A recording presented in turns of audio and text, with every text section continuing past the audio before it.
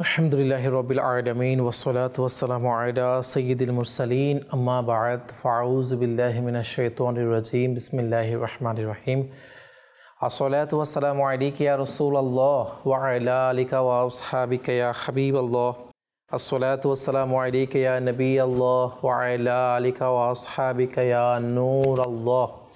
মাদানী চ্যানেলের দর্শক শ্রোতা, অনুষ্ঠান নিয়ে আপনাদের সামনে উপস্থিত হয়েছি। আপনাদের সকলকে শুভেচ্ছা ও অভিনন্দন জানিয়ে আমাদের অনুষ্ঠান শুরু করছি আমরা দরুদ শরীফ পাঠ করার ফজিলত এর মাধ্যমে।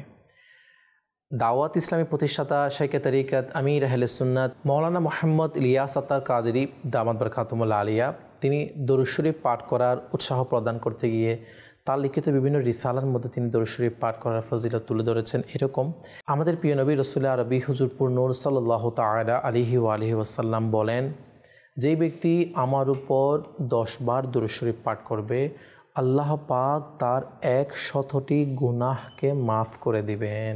সুবহানাল্লাহ সুবহানাল্লাহ। আল্লাহ পাকের কত বড় দয়া। তার প্রিয় হাবিব সাল্লাল্লাহু আলাইহি ওয়াসাল্লাম এর প্রতি দরুদ শরীফ পাঠ করব আর আল্লাহ পাক এটির সদকায় আমাদের গুনাহকে মাফ করে দিবেন। আরও কত বরকত রয়েছে। তো আল্লাহ তাআলা আমাদেরকে দরুদ শরীফ পাঠ করার সে তৌফিক দান করুক। আসলে আমরা একবার দরুদ শরীফ পাঠ করি আমাদের মজলিসের বরকতে। সল্লু আলাল হাবিব সাল্লাল্লাহু তাআলা আলা মুহাম্মদ সাল্লাল্লাহু তাআলা আলাইহি ওয়া আলিহি ওয়াসাল্লাম। প্রিয় দর্শক, লাইব্রেরি অনুষ্ঠান আপনারা জানেন, এটির নাম থেকেও আপনারা বুঝে উঠতে পেরেছেন যে এখানে আমরা আলহামদুলিল্লাহ কিতাব সম্পর্কিত আলোচনা হয়ে থাকে। আলহামদুলিল্লাহ দাওয়াত ইসলামীর একটি প্রকাশনা প্রতিষ্ঠান মাকতাবাতুল মদিনা, এর থেকে প্রকাশিত বিভিন্ন কিতাব এবং আলহামদুলিল্লাহ আল মদিনাতুল ইলমিয়া, এটি দাওয়াত ইসলামের একটি বিভাগ যেখানে উলামায়ে কেরামদেরকে নিয়ে এই বিভাগটি গঠন করা হয়েছে। ইনারা আমাদেরকে আলহামদুলিল্লাহ আমির আহলে সুন্নতের লিখিত বিভিন্ন কিতাব এবং আলহামদুলিল্লাহ আলা হজরত আজিমুল বরকত সুবহানাল্লাহ ইমাম আহমদ রাজা খান রহমতুল্লাহি তাআলা আলাইহি, ইনারও বিভিন্ন লিখিত কিতাব, হাজারো, যিনি ইলমের সাগর ছিলেন, যিনি অসংখ্য কিতাব লিখেছেন আলহামদুলিল্লাহ। এবং আলহামদুলিল্লাহ বিভিন্ন বিষয় নিয়ে বিভিন্ন টপিকে আপনি বিভিন্ন মাসালা মাসাইল, আমাদের সাধারণ বিষয় বলেন এবং বিভিন্ন বৈজ্ঞানিক বিষয় বলেন, আলহামদুলিল্লাহ যার ইলমের সাগর। তো আলহামদুলিল্লাহ এই আল মদিনাতুল ইলমিয়া বিভাগ এটিও আল হযরত রহমতুল্লাহি তাআলা আলাইহি ইনার কিতাব যেগুলো রয়েছে এগুলো আলহামদুলিল্লাহ আমাদের কাছে বর্তমান যুগে আমরা যেন খুব সহজে বুঝে উঠতে পারি, এইভাবে আলহামদুলিল্লাহ ইনি এই বিভাগটি আমাদেরকে ইনার লিখিত কিতাবগুলো আমাদের কাছে তুলে ধরেন। এভাবে আরও অনেক উলামায়ে কেরাম, যারা হক্কানি উলামায়ে কেরাম রয়েছেন, যাদের কিতাবগুলা আলহামদুলিল্লাহ কিয়ামত পর্যন্ত আসলে স্মরণীয় একটি কিতাব থাকবে, সেই কিতাবগুলোও আলহামদুলিল্লাহ আমাদের কাছে বর্তমান যুগ অনুযায়ী সাবলীল ভাষায় সহজভাবে আমাদের কাছে এই বিভাগ আলহামদুলিল্লাহ কিতাবগুলো তুলে ধরেন। তো তার মধ্যে এই আল মদিনাতুল ইলমিয়া এর থেকে এই কিতাবের মাধ্যমে আমরা একটি কিতাব পেয়েছি। ওই কিতাবের নাম হচ্ছে সিরাতে মুস্তাফা সাল্লাল্লাহু আলাইহি ওয়াসাল্লাম। সুবহানাল্লাহ সুবহানাল্লাহ। জি হ্যাঁ, সিরাতে মুস্তাফা সাল্লাল্লাহু আলাইহি ওয়াসাল্লাম এই কিতাব নিয়ে আজকে আমরা আলোচনা করব। দর্শক, তো প্রথমত আমরা আলোচনা করব এই কিতাব কে লিখেছেন এবং লেখক সম্পর্কে কিছু আলোচনা করব। এরপর ইনশাআল্লাহ এই কিতাব সম্পর্কে আরেকটু বিশ্লেষণ, আমরা কিতাবে কী কী জানতে পারবো সে সম্পর্কে জানার চেষ্টা করব। এই কিতাব যিনি লিখেছেন তার নাম হচ্ছে শাইখুল হাদিস হযরত আল্লামা আব্দুল মুস্তাফা আজমি রহমতুল্লাহি তাআলা আলাইহিম। জি হ্যাঁ, সুবহানাল্লাহ, অনেক বড় একজন আল্লাহ পাকের নেককার বান্দা ছিলেন এবং এই কিতাব লেখার পিছনেও ইনি অসংখ্য কিতাব লিখেছেন, কিন্তু বিশেষ করে এই সিরাতে মুস্তাফা কিতাব লেখার পিছনে ইনি অনেক কষ্ট করেছেন। এনার ব্যাপারে বলা হচ্ছে ইনি এই কিতাবটি যেই দিন প্রথম তিনি এই কিতাবের মধ্যে বিসমিল্লাহ শরীফ লিখেন, সেই দিনটা এনার জন্য অনেক আনন্দের মুহূর্ত, খুশির মুহূর্ত ছিল এনার বর্ণনা অনুযায়ী। এবং ওই দিনটি ছিল একই জমাদিউল আখির। জি হ্যাঁ, একই জমাদিউল আখির 1395 হিজরি সনে এই কিতাবটির প্রথম লেখা তিনি শুরু করেন, অর্থাৎ বিসমিল্লাহ লেখা এর মাধ্যমে। এবং এই কিতাব লেখার মধ্যে মানে একজন লেখকের, একজন ব্যক্তি কেমন আল্লাহওয়ালা হলে এবং কেমন আমার নবীর আশিক হলে, আমার নবীর প্রতি কেমন মহব্বত হলে, আমার নবীর প্রতি কেমন ভালোবাসা হলে, আমার নবীর উম্মতের কাছে আমার নবীর জীবনী, আমার নবীর জীবনে ঘটে যাওয়া বিভিন্ন ঘটনা, আমার নবীর বিভিন্ন বিষয়, আমার নবীর বিভিন্ন সত্তা সম্পর্কে আমাদের কাছে পৌঁছানোর জন্য এনার মধ্যে যে একটা উদ্বেগ, যে একটা স্পৃহা, এনার মধ্যে যে একটা উৎসাহ ছিল, সেটা কেমন হলে যে ইনি যখন লেখা শুরু করেছিলেন তখন ইনি কিছুদিন লেখার পরে এনার শরীরে অনেক মারাত্মকভাবে অসুস্থ হয়ে পড়ছিলেন। তিনি এভাবে অসুস্থ, এনার দিন যাচ্ছে কিন্তু তিনি এই কিতাব লেখা বন্ধ করে দেননি। ইনি অসুস্থতা থেকে শিফা পাওয়ার জন্য বিভিন্নভাবে চেষ্টা তিনি লিপ্ত ছিলেন। যখন অসুস্থ থেকে শিফা পেলেন, মানুষ তো স্বাভাবিক কোনো কিছু কাজ ধরেছে, এটা অসুস্থ হয়ে গিয়েছে, মানুষ ওই কাজ থেকে মন উঠে যায়, আবার কি ওই কাজ বন্ধ করে দিয়ে থাকে, সাধারণত আমরা দেখা যায়। কিন্তু ইনার মধ্যে আমার নবীর মহব্বত এমনভাবে গেঁথে গিয়েছিল, আল্লাহু আকবার। আমার নবীর মহব্বত তিনি কিতাব লেখার মধ্যে ইনার মন এমনভাবে স্থির তিনি করে ফেলেছিলেন, সুবহান আল্লাহ। এটাও কিতাবের মধ্যে এসেছে যে ইনার অসুস্থতার জন্য, অসুস্থতা থেকে তিনি শিফা পাওয়ার জন্য অনেক দোয়া করছে আল্লাহ পাকের দরবারে, এবং পরিশেষে তিনি শিফাও পেয়ে গেলেন এবং তিনি আবারও কিতাব লেখার মধ্যে পড়ে গেলেন।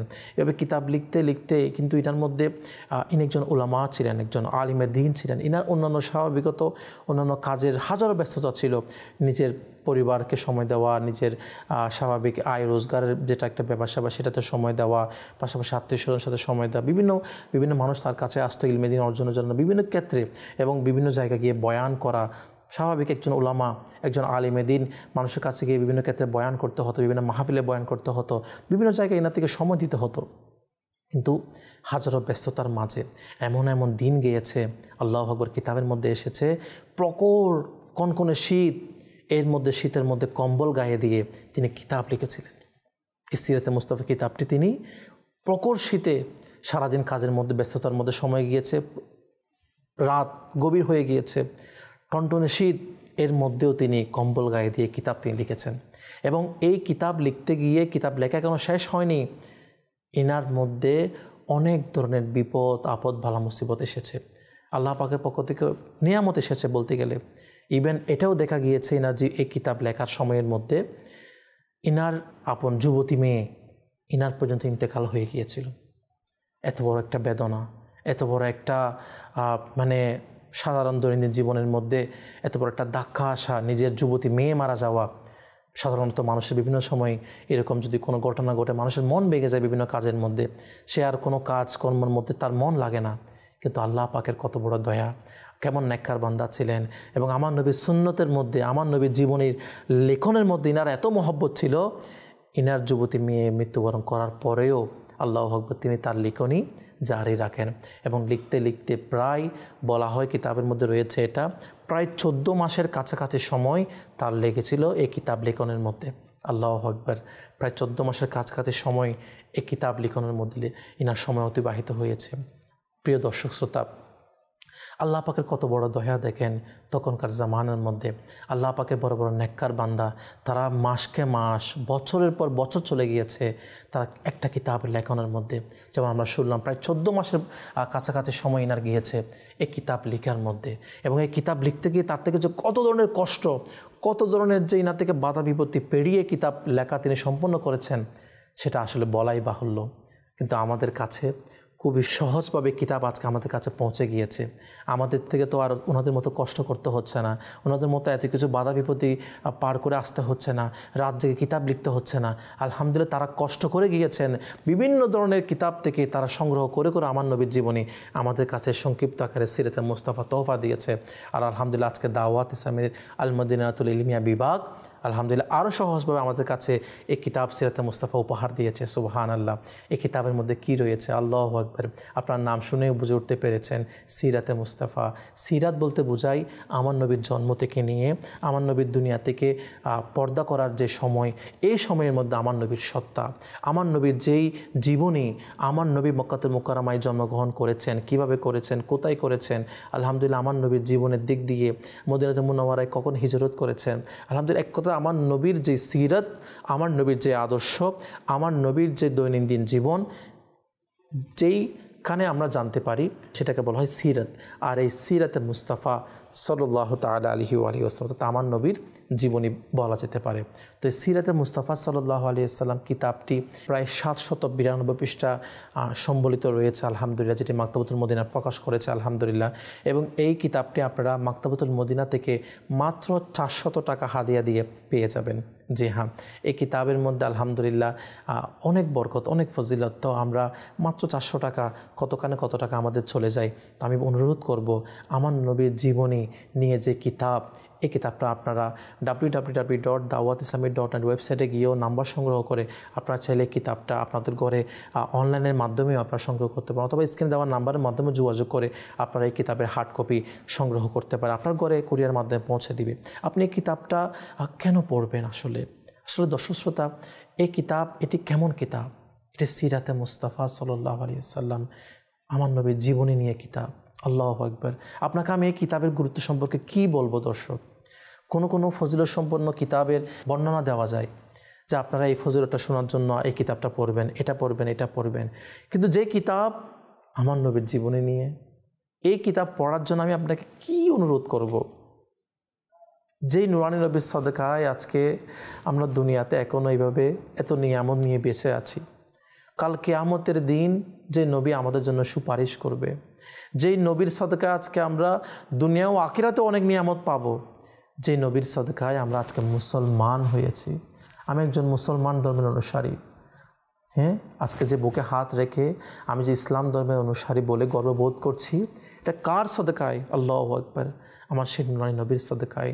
আমার সেই নুরানি নবী সাল্লাল্লাহু আলাইহি ওয়াসাল্লাম আমাদের জন্য দুনিয়াতে থেকে কত কষ্ট করে গিয়েছেন এই 63 বছর হায়াতের মধ্যে। ইনার 63 বছর হায়াত কিভাবে অতিবাহিত হয়েছে?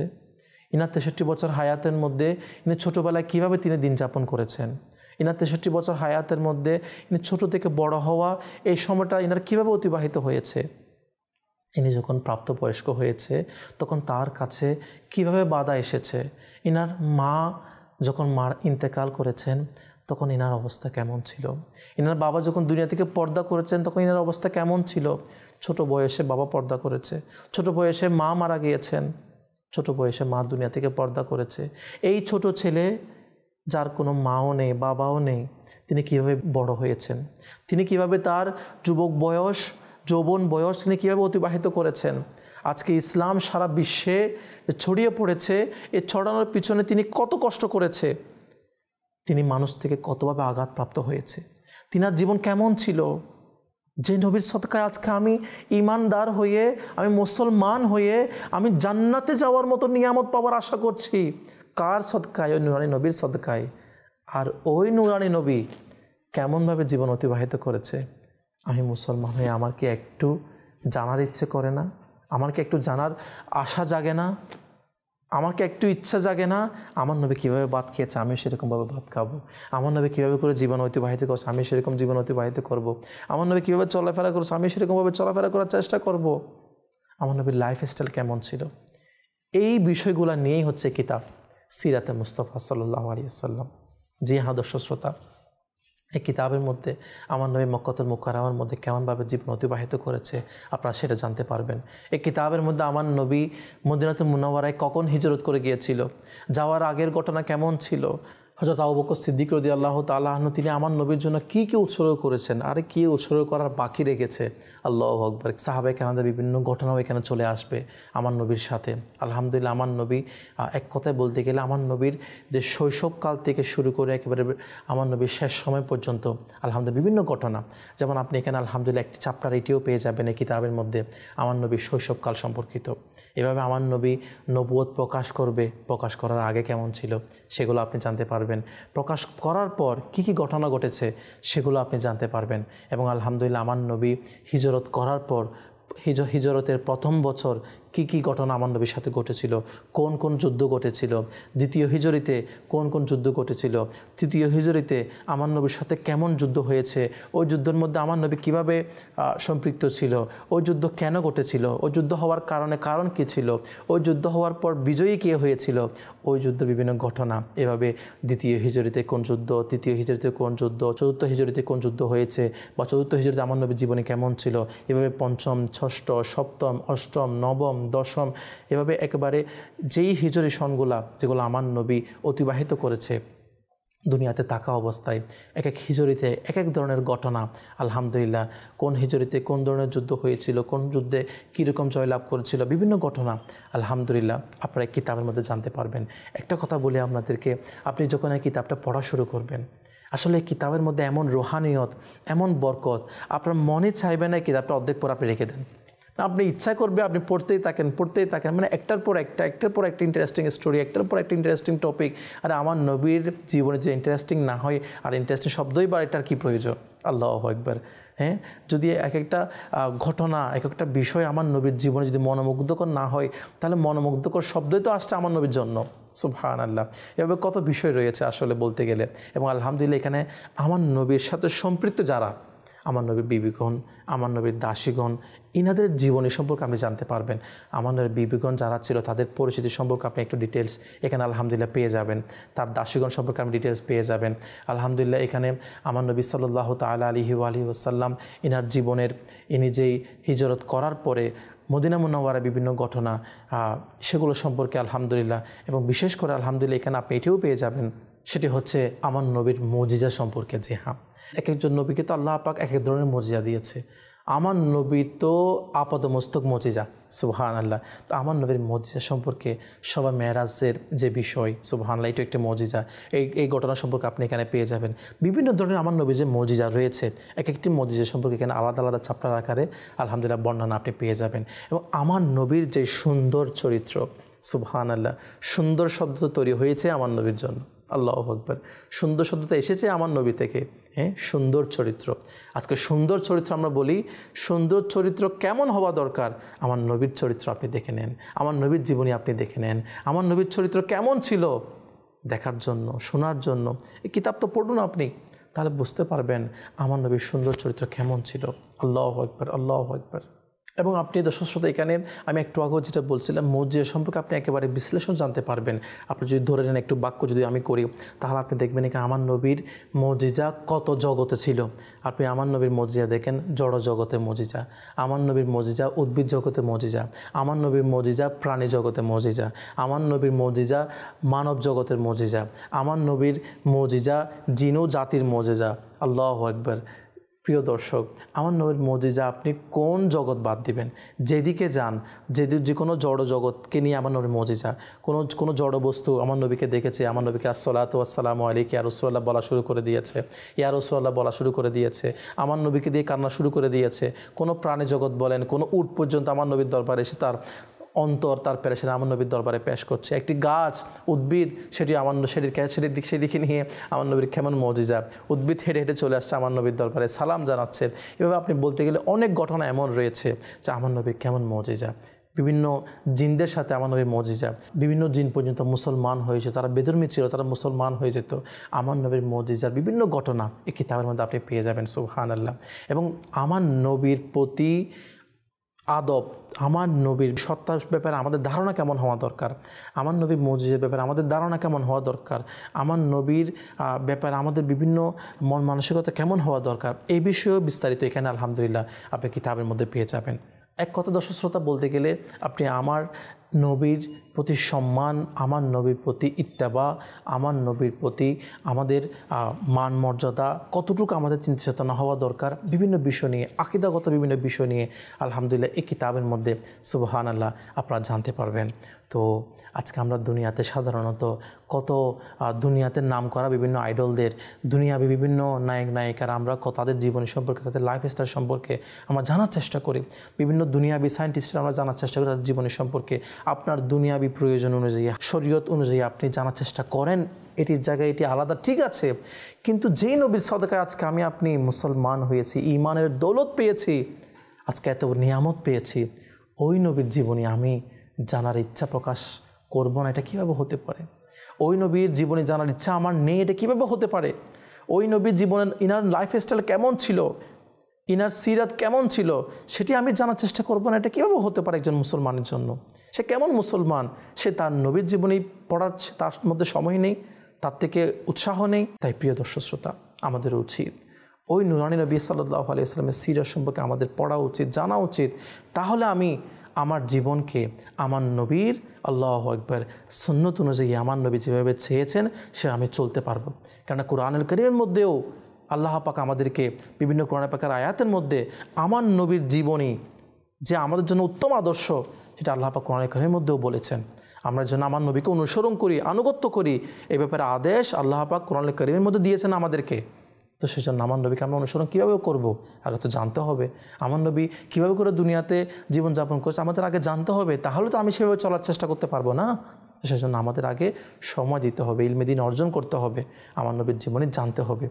আমার নবীর সেই সিরাতে মুস্তাফা, আমার নবীর সেই জীবনী, আমার নবী কীভাবে সময় অতিবাহিত করেছে, এই বিষয়গুলা বিস্তারিত জানার জন্য আমি আপনাদেরকে অনুরোধ করব, সিরাতে মুস্তাফা সাল্লাল্লাহু আলাইহি ওয়াসাল্লাম এই কিতাবটি আপনি সংগ্রহ করুন, নিজে পড়ুন, নিজের পরিবারবর্গকে, নিজের বন্ধুবান্ধবকে, নিজের অফিস আদালত প্রত্যেকটা জায়গায় আপনি যেখানে পড়ছেন সাথে 4-5 জনকে নিয়ে বসেছেন, তাদেরকেও পড়ে শোনান যে আসুন আজকে আমরা আমাদের নবীর জীবনী শুনবো, আমার নবী কীভাবে হিজরত করেছে, আমার নবীর অমুক হিজরিসনের অমুক ঘটনা শুনবো। আসো আমরা আজকে শুনবো আমার নবীর যারা বিবিগণ ছিলেন, আমার নবীর যারা সন্তান ছিল, সন্তানদের নাম সম্পর্কে আজকে আমরা জানবো, বিবিদের নাম সম্পর্কে আজকে আমরা জানবো, যেন আমি আমার মেয়ের নামও রাখতে পারি। আজকে আমরা বিভিন্ন সময় কারণ নাম রাখার ক্ষেত্রে বিভিন্ন আমরা খুঁজতে খুঁজতে পাগল হয়ে যাই। আমরা তো চাইলে আমার নবী যারা বিবিগণ ছিলেন, আমার নবী যারা কন্যা সন্তান ছিল, আমার নবী যারা বলতে গেলেন ছেলে সন্তান ছিল, তাদের নাম তো আমার মোবারক নাম আমরা রাখতে পারি, সাহাবায়ে কেরামের মোবারক নাম আমরা রাখতে পারি। আমরা তো পড়ি না, জানি না, রাখবো কীভাবে? সেজন্য আল্লাহ পাকের দরবারে দোয়া করি, আল্লাহ পাক যেন আমাদেরকে ইলমে দ্বীন অর্জন করার তৌফিক দান করুক। আল্লাহ তাআলা আমাদেরকে সিরাতে মুস্তাফা কিতাব এটিও খুব শীঘ্রই তাড়াতাড়ি লাগাতার কোনোদিন যেন মিস না যায়, নিয়েছি এটা আমি শেষ করবো ইনশাআল্লাহ পড়া। এবার আপনার থেকে ধ্যান থাকতে হবে, আপনার থেকে উৎসাহ থাকতে হবে, আমি এতদিনের মধ্যে কিতাবটি পড়া শেষ করব। আপনার এটা টার্গেট থাকতে হবে, তারা আপনি শেষ করতে পারবেন এবং পড়তে পারবেন এবং আমলও করতে পারবেন। আল্লাহ তাআলা আমাদেরকে সে তৌফিক দান করুক, আমিন। বিজাহি নবিল আমিন সাল্লাল্লাহু তাআলা আলাইহি ওয়াসাল্লাম। মাদানী চ্যানেল বাংলা দেখতে থাকুন। সল্লু আলাল হাবিব সাল্লাল্লাহু তাআলা আলা মুহাম্মদ সাল্লাল্লাহু আলাইহি ওয়াসাল্লাম।